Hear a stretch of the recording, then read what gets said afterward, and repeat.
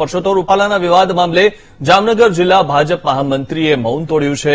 જિલ્લા ભાજપ મહામંત્રી પ્રવીણસિંહ જાડેજાએ લખ્યો રૂપાલા અને પીએમ મોદીને પત્ર। ત્યારે પરસોત્તમ રૂપાલાની ઉમેદવારી પરત ખેંચી લેવા માટે તેમણે વિનંતી કરી છે। ક્ષત્રિય સમાજની અસ્મિતા અને દેશમાં શાંતિ જળવાઈ રહે તેવો નિર્ણય લેવા માટે તેમણે વિનંતી કરી છે। ત્યારે રૂપાલાની ઉમેદવારી પરત ખેંચવા માટે તેમણે વિનંતી કરી।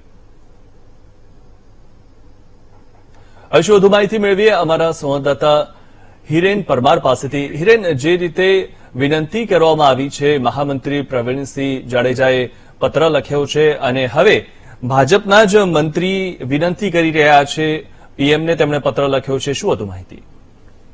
જી મિથુન, ચોક્કસ જણાવ્યું હતું કે અત્યાર સુધી જે પરસોત્તમ રૂપાલાને લઈને જે ક્ષત્રિય સમાજમાં રોષ છે તે યથાવત જોવા મળી રહ્યો છે। ત્યારે આ રોષને લઈને જે ભાજપના જે ક્ષત્રિય સમાજના આગેવાનો છે તે ક્યાંક ને ક્યાંક સામે આવી રહ્યા છે। જે જામનગર જિલ્લા મહામંત્રી પ્રવીણસિંહ જાડેજા છે તેના દ્વારા વડાપ્રધાન નરેન્દ્ર મોદી તેમજ જે પરસોત્તમ રૂપાલા છે તેને પત્ર લખવામાં આવ્યો છે અને વિનંતી કરી છે કે આજે ક્ષત્રિય સમાજ જે રોષ છે તેને ક્યાંક ને ક્યાંક વિરામ કરવું હોય તો જે રૂપાલાની જે ટિકિટ છે તે ક્યાંક ને ક્યાંક કાપવામાં આવે તે રીતે વિનંતી કરવામાં આવે છે। વડાપ્રધાન નરેન્દ્ર મોદીને તાત્કાલિક લેટર લખ્યો છે, ત્યારે પરસોત્તમ રૂપાલાને પણ વિનંતી કરતો લેટર લખવામાં આવ્યો છે। જી મિથુન। જી, આભાર હિરેન, માહિતી આપવા બદલ।